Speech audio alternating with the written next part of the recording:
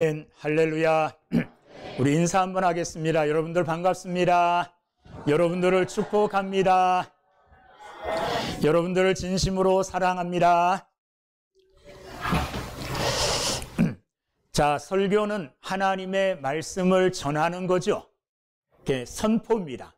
그래서 하나님의 말씀을 일방적으로 선포하는 겁니다.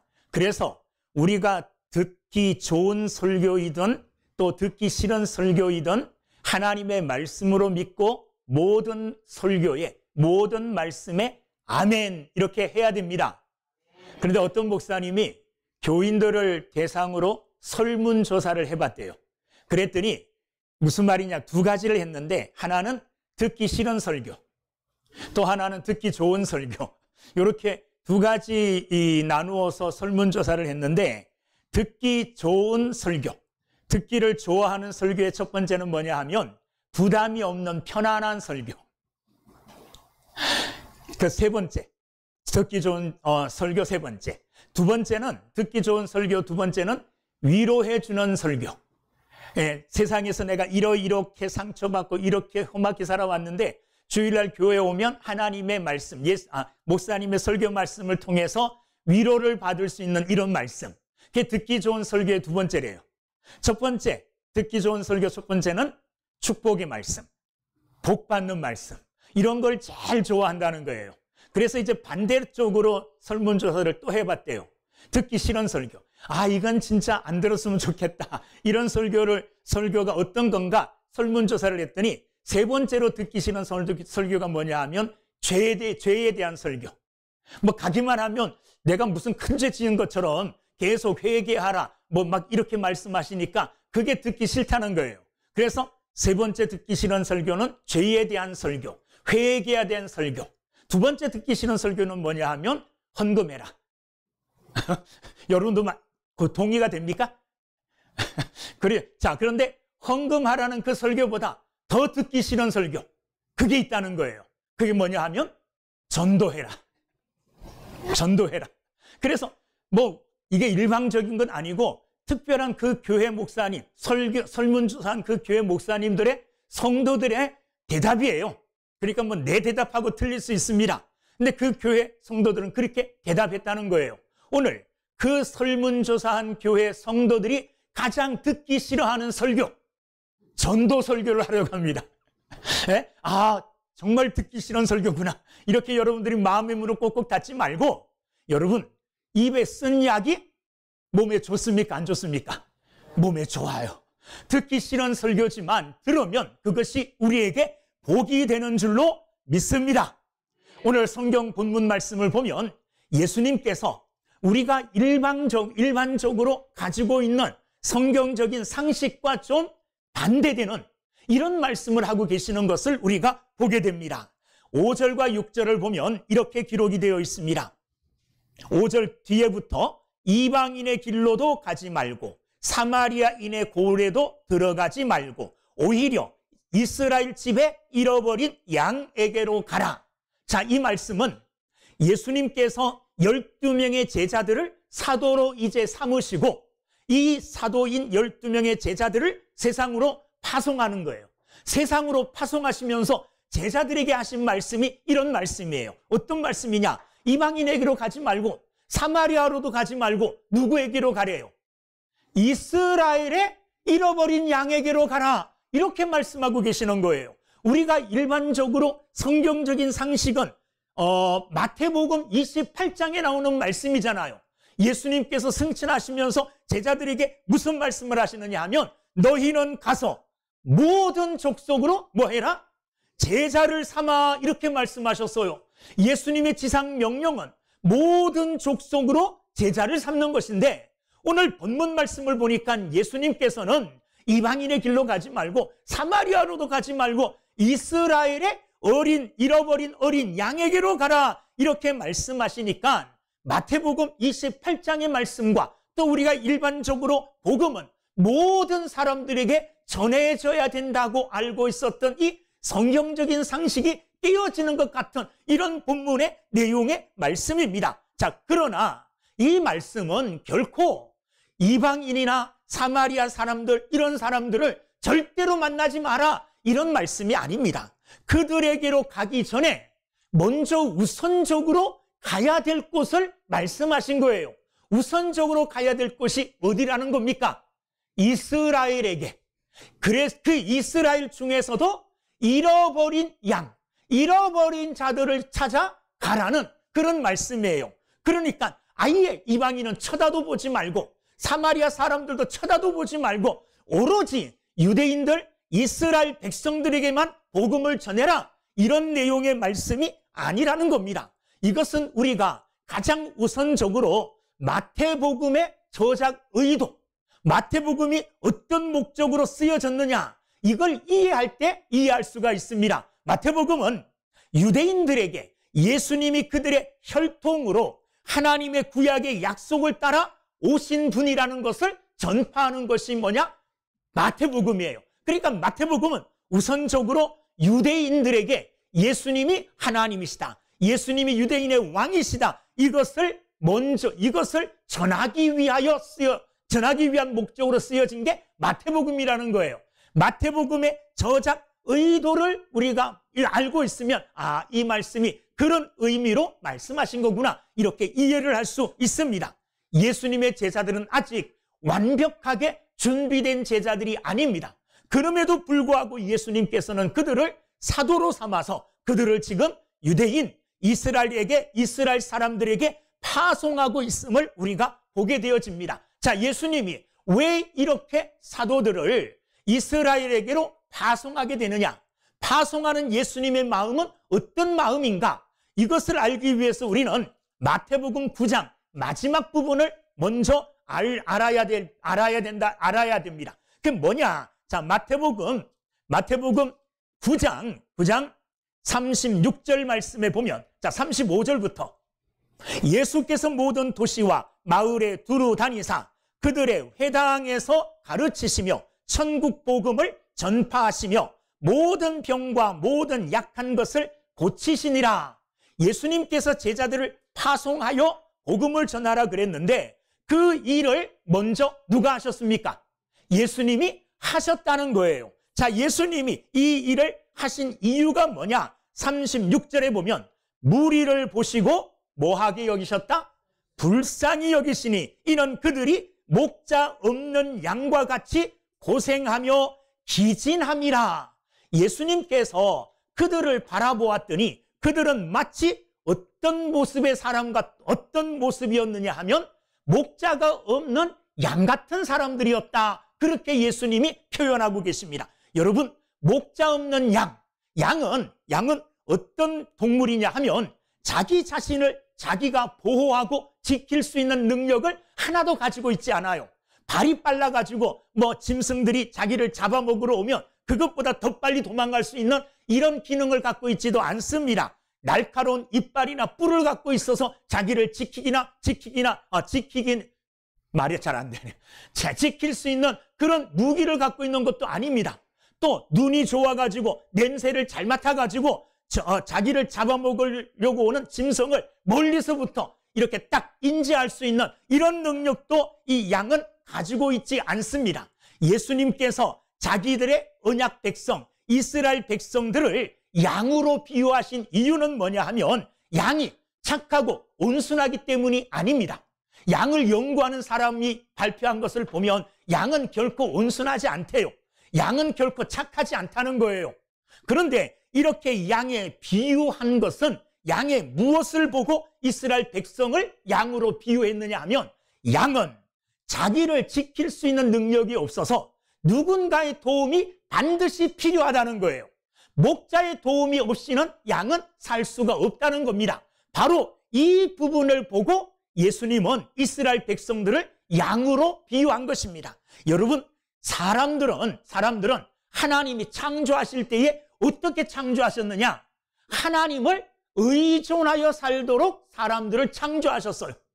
사람들의 가장 행복함은 무엇이냐 하면 하나님을 의지하고 하나님으로 말미암아 살아갈 때에 인생의 가장 행복함을 우리는 느낄 수가 있습니다. 그런데 하나님을 떠나서 내 마음대로 내가 하고 싶은 대로 한다고 진정한 행복을 누릴 수 있는 게 아니에요. 왜냐하면 하나님이 그렇게 창조하지 않았어요. 인간을 창조하실 때에 하나님으로 말미암아 살아가도록, 하나님을 의지하고 살아가도록 인간을 창조하셨다는 겁니다. 여러분, 양으로 비유한 의미가 그것입니다. 인간들은 하나님 없이 하나님을 의지하지 아니하고 자기 스스로 살아갈 수 있는 존재가 아니라는 겁니다. 그래서 이 예수님은 이스라엘 백성들을 비유할 때에 양으로 비유했고, 예수님이 각 성과 촌에 두루 다니시면서 복음을 전해 보니까 그 이스라엘 백성들이 마치 뭐와 같았느냐? 목자를 잃어버린, 양을 보호해주고 지켜주고 이끌어줄 목자가 없는 이런 양처럼 보였다는 겁니다. 하나님께서는 이스라엘 백성들에게 목자들을 보내주셨습니다. 선지자들을 보내주시고 예수님 시대에도 이런 역할을 해야 될 사람들이 있었어요. 바리새인들, 제사장들, 서기관들, 교회의 지도자급에 있는 이런 사람들이 백성들을 이끄는 목자의 역할을 해야 되는데 그들은 목자의 역할을 바르게 행하지를 못했다는 겁니다. 그래서 목자의 인도함을 받지 못하여 마치 목자가 없어서 이리저리 방황하고 있는, 마치 우리가 읽었던 아까 말씀 보면 36절에 보면 그들이 목자 없는 양과 같이 뭐하고 있어요? 고생하며 기진함이라. 고생하고 진이 다 빠진 상태에 있는 유대인들, 이스라엘 백성들을 예수님이 보신 거예요. 그래서 목자 없는 양과 같다. 그리고 목자 없는 양과 같은 그들을 볼 때에 예수님의 마음이 어떠했느냐? 아까 읽었던 36절에 보면 불쌍히 여기시니, 불쌍히 여기는 마음이 예수님에게 일어났다는 겁니다. 여기 불쌍히 여긴다는 이 말의 본래 의미는 창자에 이르기까지 자극을 받다. 창자가 막 찢어지듯이 아픈 이런 느낌이 불쌍히 여긴다는 거예요. 이 말은 무슨 말이냐? 예수님께서 목자 없는 양 같은 이스라엘 백성들을 바라보실 때에 예수님의 가슴이 막 찢어지는 것처럼 아픈 마음을 느끼셨다는 말이에요. 그래서 예수님이 제자들을 어디로요? 이스라엘 잃어버린 양들에게로 예수님께서는 제자들을 보내신 겁니다. 이게 제자들을 파송할 때의 예수님의 마음이에요. 어떤 마음이요? 목자 없는 양같이 바라보시면서 그들을 긍휼히 여기고 불쌍히 여기시는 마음, 가슴이 막 찢어지도록 아픈 마음, 이것은 이스라엘을 사랑하는 마음에서 우러나는 마음이에요. 만약에 이스라엘 백성들을 사랑하는 마음이 없었다면 그들이 어떻게 되든지 말든지 아무 느낌이 없었을 거예요. 그런데 예수님은 이스라엘 백성들을 너무너무나 사랑하셔요. 이 사랑의 마음이 목자 없는 양 같은 이스라엘 백성들을 바라볼 때에 예수님의 가슴을 찢어지게 아프게 했던 그 아픔이라는 말이에요. 예수님께서 12 제자들을 파송할 때에 예수님이 가졌던 이 마음, 목자 없는 양처럼 양과 같은 이스라엘 백성들을 바라보시면서 가슴이 찢어지도록 아픈 그 마음, 그만큼 사랑하신다는 마음이죠. 이 마음을 파송하는 제자들에게 부어주신 거예요. 그래서 제자들도 예수님의 파송을 받고 세상으로 나갈 때, 이스라엘을 향하여 나갈 때 이 예수님의 마음을 품고 나가게 된 것입니다. 그래서 어떤 마음이요? 목자 없이 유리하고 방황하는 이스라엘 백성들을 향하여 가슴이 찢어지듯 아픈 마음, 가슴이 찢어지듯 아픈 마음의 그 출발은 어디에서요? 그들을 향한 사랑에서 나오는 거죠. 이 마음을 예수님은 제자들에게 부어주신 거예요. 예수님의 말씀을 듣고 이스라엘을 향하여 나아가는 제자들은 이 예수님의 마음을 품고 나아가게 되는 겁니다. 제자들에게 부어주신 이 예수님의 마음을 예수님은 오늘 누구에게 부어주셨을까요? 각 교회에 부어주셨어요. 각 교회. 각 교회라는 말은 오늘 주의 모임으로 모인 우리 가운데 부어주셨다는 말이에요. 우리도 이와 같은 예수님의 마음을 함께 품을 수 있는 믿음의 사람들이 되어지기를 주의 이름으로 축원합니다. 예수님이 특별히 아까 읽었던 본문 말씀 6절 말씀 보면 오히려 이스라엘 집에 잃어버린 양에게로 가라 이렇게 말씀하셨잖아요. 자, 예수님이 잃어버린 양, 이스라엘이 잃어버린 양에게로 가라고 말씀하시면 아주 깊은 뜻이 있습니다. 원래 이스라엘은 세계사적으로 볼 때는 너무너무나 미미한 작은 나라입니다. 그러나 구속사적으로 볼 때는 굉장히 중요한 나라예요. 하나님은 이스라엘이라는 나라를 통하여 하나님의 구속 계획을 이루어 나가서요. 아브라함을 선택하시고, 그리고 아브라함을 통하여 이룬 그 민족을 선택하시고, 그 민족 가운데 아브라함의 후손 가운데 하나님은 메시아, 자기 아들 예수 그리스도를 보내주시고, 자신의 아들 예수 그리스도를 통하여 하나님이 계획하신 구원의 역사가 일어나게 하신 거예요. 그래서 만민이, 다른 모든 열방들이 이스라엘 가운데 나타난 그 구속의 역사를 이스라엘 백성들이 어떻게 받아들이고 구원 얻는가를 다른 만민들이 바라보면서 모든 민족, 모든 사람들도 다 이스라엘 백성들처럼 구원 얻기를 바라는 마음으로 하나님은 이스라엘을 특별히 뭐 하신 것이냐? 선택하셨습니다.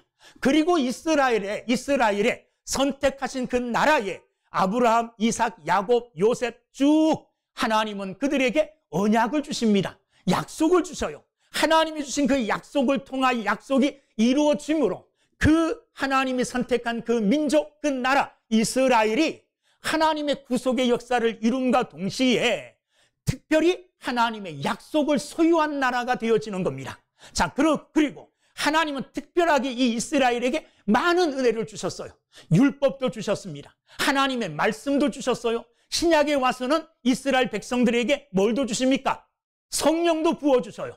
이만큼 하나님의 영적인 축복을 많이 받은 나라가 어떤 나라입니까? 이스라엘이에요. 그래서 특별한 하나님의 선택과 하나님의 많은 축복을 받은 이 이스라엘이 먼저 구원의 역사, 하나님이 계획하신 구원의 축복을 누리기를 예수님이 뭐 하시는 겁니까?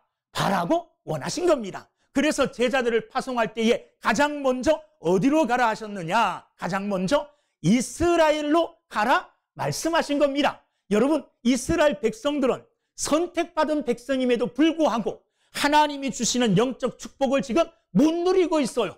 다 못 누리는 건 아니지만 대부분의 이스라엘 사람들이 하나님이 계획하시고 이스라엘 백성들을 향하여 준비하신 은혜와 축복을 못 누리고 있다는 말이에요. 그래서 그들에게 먼저 복음을 전파하여 그들이 돌아와 하나님의 계획하신 구원의 은총과 구원의 축복을 그들이 먼저 누리기를 하나님은 바라고 예수님도 바라고 계셨다는 겁니다. 여러분, 이와 같은 원리로 생각하면 우리 또한 전도할 때에 이와 같은 원리를 따라하면 잃어버린 양이라면 요즘 우리가 잃어버린 양이라 그러면 누구를 말합니까? 예수 믿다가 예수를 떠난 사람으로 이야기할 수 있죠. 그죠? 눈에 보이는 대로 표현한다면 교회를 다니다가 교회를 떠난 사람이라고 말할 수 있어요. 여러분, 지금 오늘 주부에도 광고가 나갔지만 우리 교회가 또 제일 여러분들이 듣기 싫어하고 하기 싫어하는 전도하자 그러면서 전도 기간을 정했어요. 이게 부담스럽고 나를 막 짓누르는 짐이 되지만 그러나 우리는 이것을 모르는 채 또 이것과 관계없는 삶을 살 수는 없어요. 우리 죽을 때까지 하나님 나라 가는 순간까지 복음을 전하는 이 일에 우리의 마음과 우리의 뜻, 우리의 힘을 다 쏟아야 될 줄로 믿습니다. 사실 저도 청동은 전도 기간, 이 기간이 굉장히 부담스러워요. 청동은 전도 기간을 딱 정해놓으면 성도들이 청동은 전도 기간이구나. 내가 이 기간 동안에 한 명이라도 전도해야지. 만약에 이런 마음을 가지고 열심히 전도해가지고 마지막 청동은 전도하는 날 많은 사람이 와서 열매 맺으면 전 굉장히 기쁠 거예요. 근데 계속 광고하고 그렇게 합시다 해도 도대체 안 들리나 봐요. 그래서 어떤 행동으로 무엇을 나타내지를 않아요. 그래서 지난번에 한 명도 못 왔잖아요. 그죠? 이거 우리 현실이에요. 가슴 아픔을 우리가 인정하면서도 우리는 받아들여야 돼요. 그래서 요번에는 우리가 특별히 전도해야 될 대상을 정하자. 그래서 전도 대상을 두 부류로 나누었어요. 하나는 잃은 양 찾기. 그래서 예전에 우리와 같이 신앙생활 했던 사람들 중에 교회 안 나가고 있는 사람들, 믿음 생활 안 하고 있는 사람들, 우리와 믿음 생활 같이 했는데 다른 교회에서 또 열심히 하고 있는 사람, 그런 사람들에게 너 세길교회 출신이니까 와, 이렇게 하면 안 되겠죠. 그러나 떠났지만 아직 교회를 정하지 않고 믿음의 삶을 살지 않는 사람들이 있어요. 그죠? 이런 사람들 우리가 오늘 예수님이 말씀하신 것처럼 먼저 찾아가자 이거예요. 그런 사람들을 돌아보자 이거예요. 내 주변에 그런 사람들이 없는가 살피면서 그런 사람을 뭐 하는 겁니까? 교회로 데려오고 예수님께로 데려오는 이 일을 이번 총동원 전도기간에 하자. 할렐루야. 여러분 주변에 있을 것 아닙니까? 아, 우리 교회 예전에 같이 다녔었는데 지금은 다니지 않고 있는 이런 사람들 한두 명 여러분 주변에 있을 수 있어요. 내 주변에 이 사람이 그렇습니다, 이 사람이 그렇습니다 하고 그 사람의 명단을 함께 내면서 구역 예배나 그리고 금요 예배나 권사님들 모임에 함께 기도하면 하나님께서 은혜 베풀어 주시어서 그들을 찾아 믿음 안으로 우리 가운데로 이끌 수 있는 열매가 나타나게 될 줄로 믿습니다. 이게 하나의 전도 방향이고 또 하나의 전도 방향은 전도의 타겟, 전도의 대상을 이렇게 딱 정해서 집중적으로 그들에게 이번 전도 기간에는 전도하려고 해요. 그 집중적으로 전도해야 될 대상이 누구냐 하면 주일학생으로 정했어요. 유치부, 그 다음에 초등학교 다니는 아이들. 요 아이들을 요번에 집중적으로 전도해서 주일학교를 우리 모든 교인들이 힘을 합해서 한번 살려보자. 이게 제가 기도하면서 이번 전도 기간에 해야 될 것이다 하고 작정하고 여러분들이 함께 협력하기를 원하고 또 협력하기를 권해드리는 거예요. 함께 합시다. 그러면 될 줄로 믿습니다. 여러분 요즘은 어린 아이들도 전도하기가 굉장히 힘듭니다. 제가 주일학교 교사 처음 할 때 제가 제일 먼저 뭐 했는지 알아요? 토요일 날 북치고 돌아다녔어요. 선생님들 몇 분하고 북을 치면서 길을 다니면 그 뒤에 아이들이 마치 기차놀이 하듯이 쭉 붙었어요. 북치면서 동네 한 바퀴 돌고 교회로 오면 어디로 가는 줄도 모르고 그들이 교회 따라왔어요. 요즘 그런 시대가 아니에요. 뭐 좋은 것 주고 뭐 막 아무리 그들을 해도 어린 아이들이 너무너무나 강팍해요.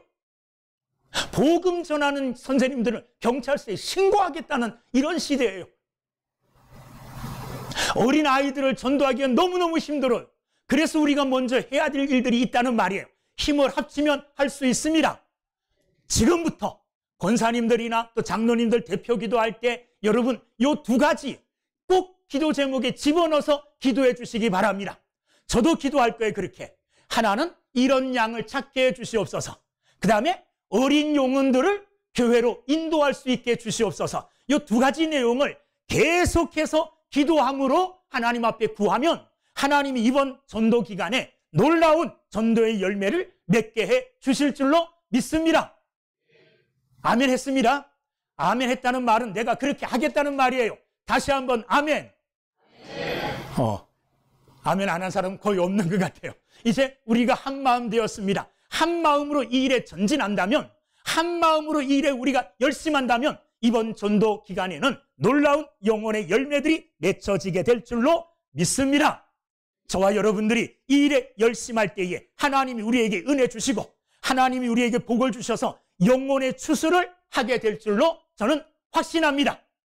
그 다음에 두 번째 우리 모두가 여러분들에게 또 뭐 광고 시간에 해야 되지만 지금 하겠습니다. 모든 성도님들에게 여러분 주변에 주일학교 학생들이 있을 거예요. 옆집에 어떤 아이가 살고 있을 수도 있죠. 앞집에 있을 수도 있고 내 같은 동네에 있을 수도 있어요. 또 내가 아는 어떤 사람의 손자나 손녀가 초등학교 다니는 아이일 수 있어요, 없어요? 있죠. 그런 아이들을 알고 있으면 모두 그 명단들 다 적어좀 오세요. 그래서 주일학교 선생님들에게 이런 아이들이 있습니다 하고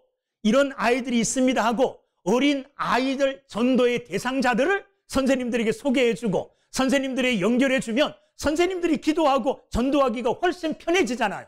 그래서 누구를 통해서 그 아이와 연결되어지면 처음 만나는 사람이 아니기 때문에 불편해하거나 도망가거나 그러지는 않을 거 아니에요. 자연스럽게 말할 수 있을 것 아닙니까? 그러니까 여러분 주변에요 어린 아이들이 있으면 살펴보세요. 저 아이가 누구 딸인가 누구 아들인가 살펴봐서 그 아이의 이름, 뭐 전화번호 알아오면 더 좋죠. 이름 다 적어와가지고 그 대상, 전도의 대상을 구체적으로 좀 정하자 이거예요. 여러분 이 일에 좀 협조해 주시기를 바랍니다. 요번엔 아멘이 좀 적어요. 이 일은 진짜로 내가 해야 되니까 자신이 없는 모양이에요. 그래도 아멘 합시다. 주변의 아이들, 저 아이는 누구 집 자식인가? 저 아이들은 몇 호에 사나? 요거 잘 알아가지고 그 아이의 명단 이런 것 좀 알려주면 좋잖아요. 전도의 대상이 이렇게 확정 지어지면 전도하기가 더 편하고 전도하기가 더 쉽게 될 줄로 믿습니다. 자, 예수님은 이런 예수님의 마음을 제자들에게 부어주시고 그들을 파송합니다. 파송할 때 예수님은 세 가지를 분부하십니다. 세 가지를 명해요. 첫째는 뭘 말씀하시느냐? 6절, 7절 말씀에 보면 오히려 이스라엘 집에 잃어버린 양에게로 가라. 5절, 사마리아인의 고을에도 들어가지 말고 오히려 이스라엘 집에 잃어버린 양에게로 가라. 가면서 첫째로 예수님이 분부하시는 건 뭐냐 하면 가라는 겁니다. 가라는 거예요. 가야 된다는 겁니다. 여러분 가만히 앉아서 기다리는 시대는 지났어요.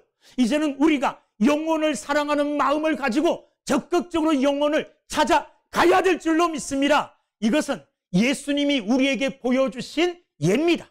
예수님도 가만히 앉아서 어디를 선교 지역으로 딱 정해놓고 사람들이 찾아오기를 기다리지 않으셨습니다.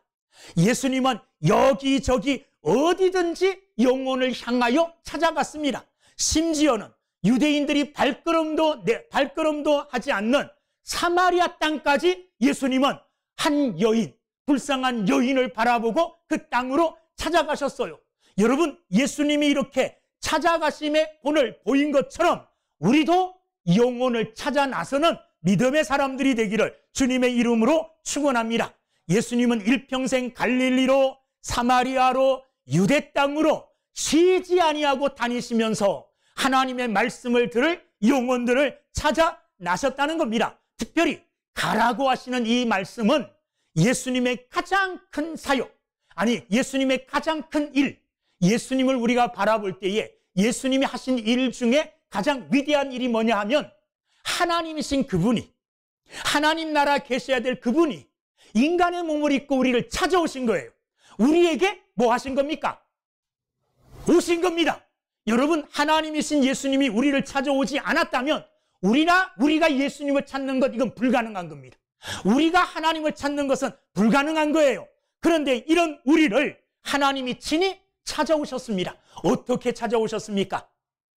피조물의 옷을 입고 피조물의 몸을 가지고 우리를 찾아오셨다는 겁니다. 성육신 하신 이것이 예수님이 우리를 찾아오신 가장 큰 사건인 줄로 믿습니다. 이렇게 예수님은 가셨습니다. 오셨습니다. 우리 또한 예수님의 명령받은 이 말씀대로 예수님의 말씀을 가지고 찾아가는 믿음의 사람들이 되어지기를 주의 이름으로 축원합니다. 믿으려고 교회를 스스로 찾아오는 사람도 있지만 대부분의 사람들은 스스로 찾아오기를 꺼려합니다. 스스로 못 찾아옵니다. 그러므로 우리는 어떻게 해야 되느냐? 자기 발로 찾아오지 못하는 이 영혼들을 향하여 믿음을 가지고 갈 수 있는 사람들이 돼야 될 줄로 믿습니다. 가는 여러분 되시기를 주의 이름으로 축원합니다. 자, 살펴보십시오. 잃어버린 영혼들, 나와 함께 믿음 생활하다가 떨어져 나간 믿음의 길에서 낙오된 사람들이 어디에 있는가? 그 사람이 좀 멀어도 좀 찾아가시고, 먼저 찾아가면 내가 커피 사야 될 줄도 몰라요. 먼저 찾아가면 밥 사줘야 될 줄도 모릅니다. 그런데 그렇게 하십시오. 이따 말씀드리겠지만은 예수님께서 뭐라고 말씀하셨느냐? 자, 8절 끝에 보면 너희가 뭐해요? 거저 받았으니 뭐해라? 거저 주라. 가서 복음을 전하기 위해서는 내가 가진 그 어떤 것도 아까워하지 않고 거저 줄 수 있는 이런 믿음 있는 사람들이 되기를 주님의 이름으로 축원합니다. 가라 그랬습니다. 그 다음에 예수님은 가라 하신 다음에 7절에 가서 뭐 하라 그랬습니까? 전파하여 말하라는 겁니다. 찾아가서 그냥 아무 말도 하지 않고 오는 게 아니라 찾아가서 말해야 된다는 거예요. 뭘 말해야 될까요? 진리를 말해야 됩니다. 하나님의 말씀을 말해야 됩니다. 오늘 본문 말씀에서는 뭐라고 말하라 그랬습니까?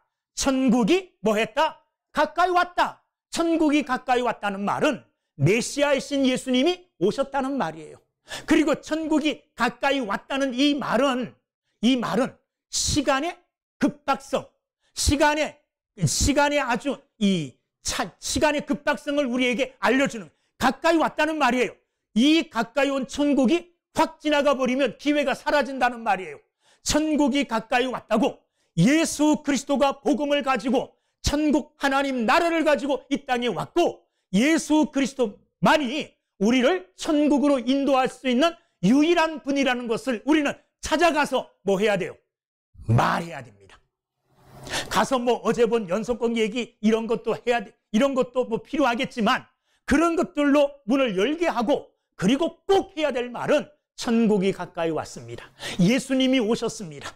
예수님을 믿어야 천국 가고 예수님을 믿어야 구원받습니다. 이 메시지, 이 복음의 내용을 반드시 가서 우리는 뭐 해야 되느냐? 전파해야 될 줄로 믿습니다. 사랑하는 여러분들, 우리 주변에 예수님 믿는 믿음에서 떨어져 나간 사람, 낙오된 사람들이 많이 있어요. 그들이 왜 낙오됐겠습니까? 왜 믿다가 그만뒀겠습니까? 그들은 나름대로 내가 예수 안 믿는 것, 교회 안 나가는 것에 대해서 이런 핑계 저런 핑계 다 될 거예요. 그런데 그것 때문에 교회 안 나오는 게 아닙니다. 왜 교회 안 나오느냐? 믿음이 없기 때문에 안 나와요. 믿음만 있으면 어떤 일을 당해도 교회 나옵니다. 믿음만 있으면 내가 교회에서 어떤 수치, 어떤 창피, 어떤 모욕을 받아도 교회를 떠나지 않습니다. 왜요? 믿음이 나를 살리기 때문에, 믿어야 구원 얻기 때문에, 믿음만 있으면 결코 떠나지 않아요. 어떤 사람은 이런 핑계 저런 핑계, 누구 때문에 저 때문에 여러 가지 말을 하지만, 그러나 교회를 떠나고 신앙을 떠나는 유일한 이유는 믿지 않기 때문에, 믿음이 없기 때문이에요. 그러므로 교회를 떠나 있는 자들에게 믿음 있도록 말씀을 전해야 돼요. 믿음은 어디에서 옵니까? 믿음은 들음에서 와요. 그래서 들려줘야 돼요. 뭘 들려줘야 됩니까? 복음을 들려줘야 됩니다. 그래서 복음을 듣고 그들이 확실한 믿음을 붙들고 주님에게로 나올 수 있게 하는 것이 오늘 저와 여러분들이 해야 될 일입니다. 저와 여러분들이 어떤 자들입니까? 예수님이 가졌던 그 긍휼히 여기는 마음, 불쌍히 여기는 마음, 너무너무 사랑해서 목자 없는 양같이 길을 잃고 방황하고 고단하고 기진해 있는 그 모습을 바라보면서 그들을 너무 사랑하는데 믿지 아니하여 멸망 가운데 처한 그것이 너무 안타까워 찢어지는 아픔을 간직한 이 예수님의 마음을 저와 여러분들은 가졌어요. 예수님이 그 마음을 교회에 부어주셨다는 말이에요. 하나님의 사랑과 함께 우리에게 부어주신 마음이에요. 이 마음이 있다면 우리는 모두가 함께 나가 진리의 말씀을 전하는 이런 믿음의 삶을 살아야 될 줄로 믿습니다.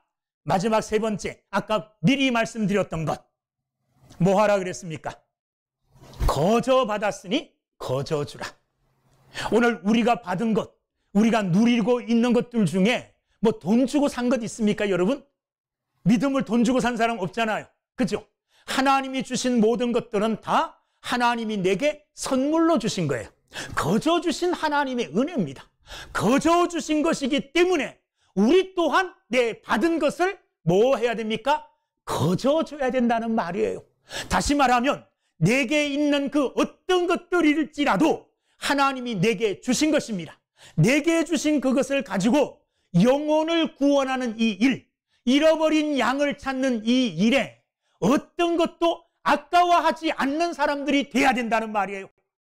내가 누리고 쥐고 있고 내가 소유하고 있는 이 모든 것이 하나님께로부터 왔고 하나님께로부터 거저 받았으니 하나님의 사람으로 그들을 인도하는 일에 아깝지 않게 정말 인색하지 않게 거저 믿음으로 기쁨으로 줄 수 있는 이런 믿음의 삶을 사는 저와 여러분들이 다 되어지시기를 주님의 이름으로 축원합니다.